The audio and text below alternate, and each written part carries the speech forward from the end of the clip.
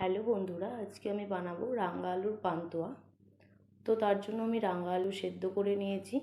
এবার আমি রাঙা আলুর খোসাগুলো এক এক করে ছাড়িয়ে নিচ্ছি। খোসা ছাড়ানো হয়ে গেছে।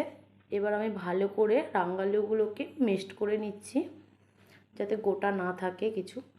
তো মিক্সড করা হয়ে গেছে। এবার আমি অল্প অল্প গুঁড়ো দুধ দিয়ে ভালো করে মেখে নেব।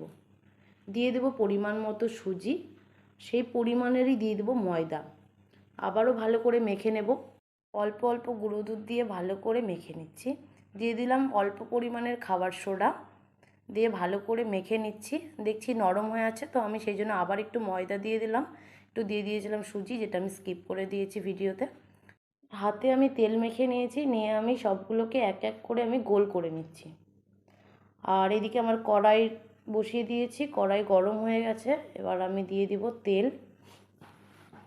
তেল হালকা গরম হতেই আমি দিয়ে দিলাম কড়াইয়ের মধ্যে, দিয়ে আমি হালকা আঁচে ভেজে নেব এক এক করে।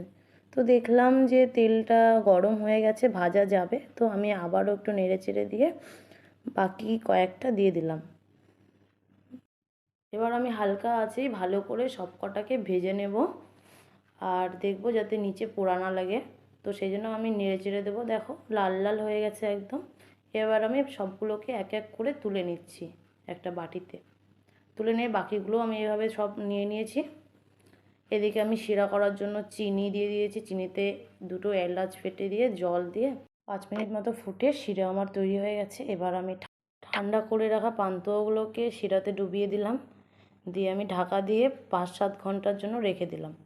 5-7 ঘন্টা পর দেখো আমার একদম পান্তুয়া রেডি, নরম তুলতুলে। ভিডিওটা কেমন লাগলো তোমাদের? আর ভিডিওটা ভালো লাগলে একটা লাইক, কমেন্ট, শেয়ার আর সাবস্ক্রাইব।